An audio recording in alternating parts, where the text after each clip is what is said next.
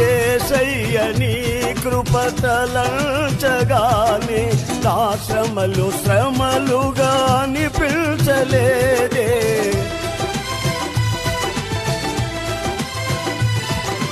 యేసయ్య నీ కృప తలంచగానే నా శ్రమలు శ్రమలుగా అనిపించలేదే.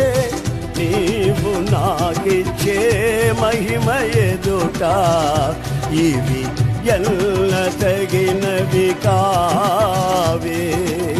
నీవు నాకిచ్చే మహిమ ఎదుట ఇవి ఎల్ల తగినవి కావే. సుగుణాల సంపన్నుడా, స్తుతిగానాల వారసుడా, జీవ